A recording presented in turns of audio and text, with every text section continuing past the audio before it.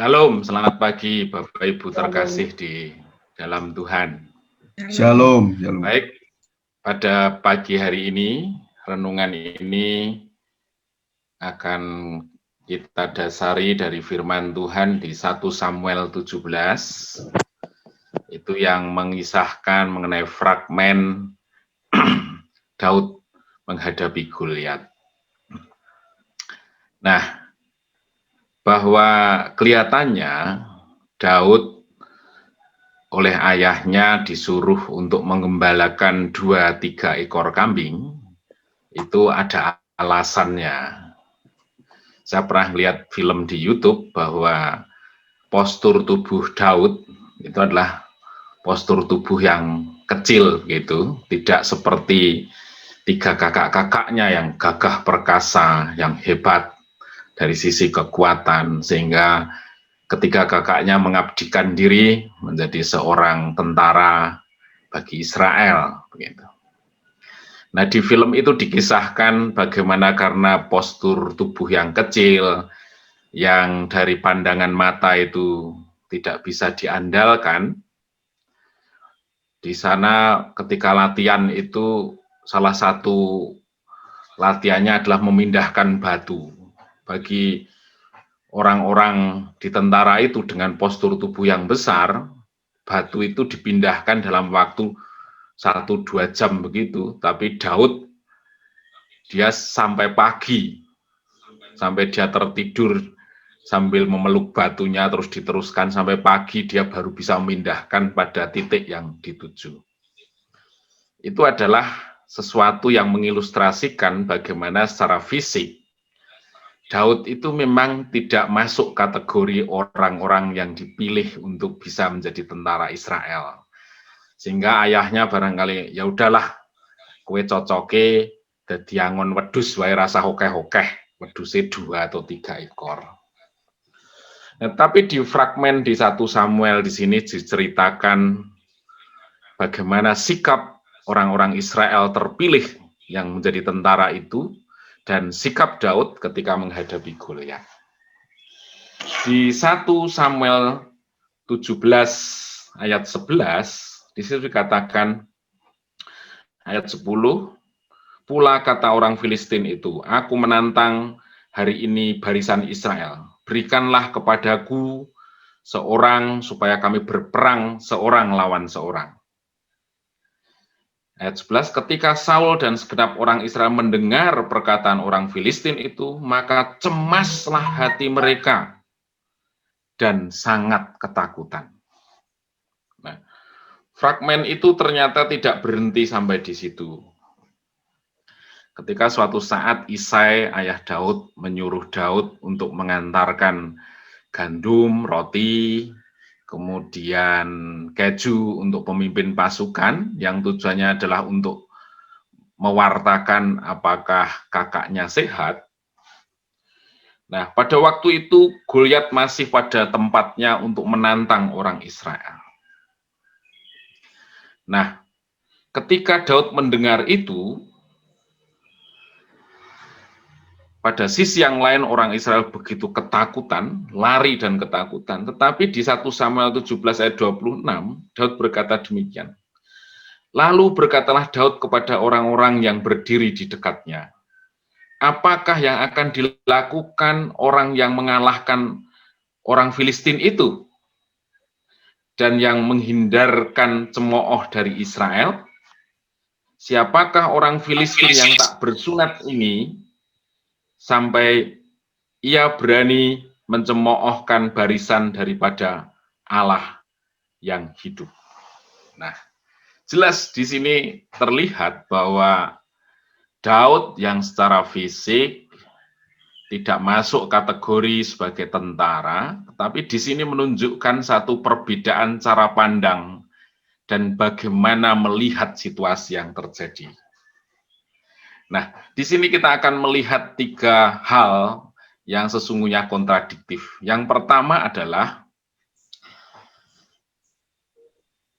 di tengah orang-orang yang dilatih dengan luar biasa, baik tubuh fisiknya, baik semangatnya yang hebat sebagai tentara orang Israel, Tetapi mereka ketika melihat satu kondisi itu, mereka mengalami kecemasan, ketakutan, dan akhirnya mereka lari tunggang langgang. Itu adalah orang yang dilatih, Bapak Ibu. Kemudian sikap yang kedua adalah Daud.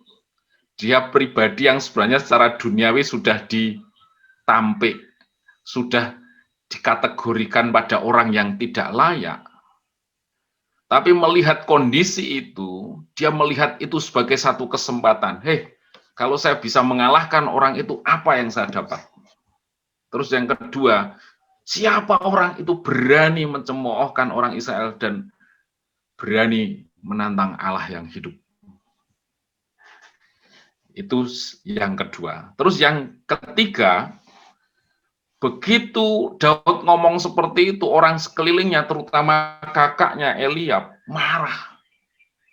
Aku tahu bahwa engkau dengan sembunyi-sembunyi akan melihat peperangan ini, dan engkau akan bersuka cita, karena jahatlah hatimu kalau engkau melihat tentara-tentara Israel itu mati dibunuh oleh dunia. Nah, ini tiga kondisi yang terjadi pada fragmen ini. Apa yang bisa kita simpulkan, Bapak Ibu? Jadi yang pertama kali, kenapa tentara yang luar biasa hebat dilatih dengan semangatnya, dengan fisiknya yang luar biasa, dengan kemampuannya mengatur strategi, bahkan ilmu kanuragan yang hebat, ketika menghadapi Goliat, mereka takut, cemas, dan lari. Karena mereka dilatih untuk mengandalkan dirinya sendiri. Itu yang satu.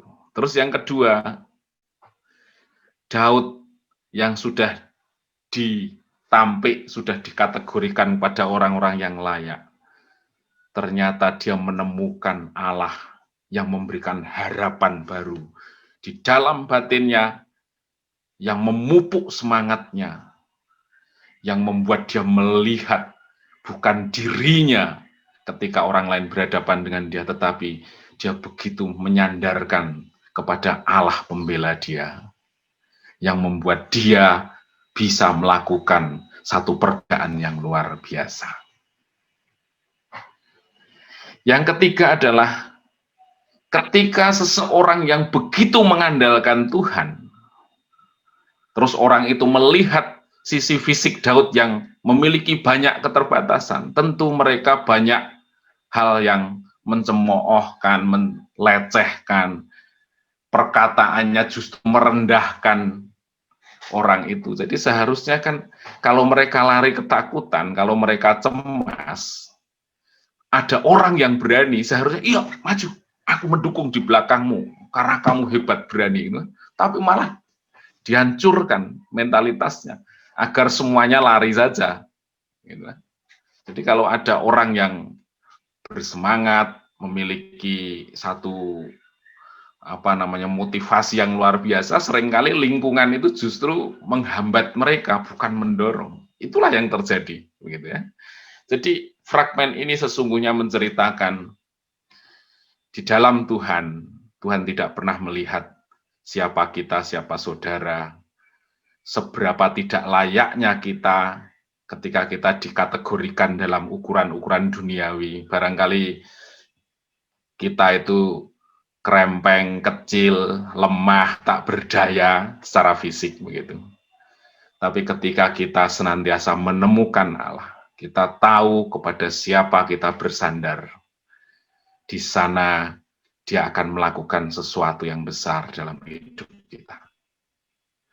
Orang yang berharap kepada Tuhan, ketika dia melihat sesuatu, bukan persoalannya yang dijadikan dia takut, dia mundur, tetapi melihat itu katanya sebagai peluang.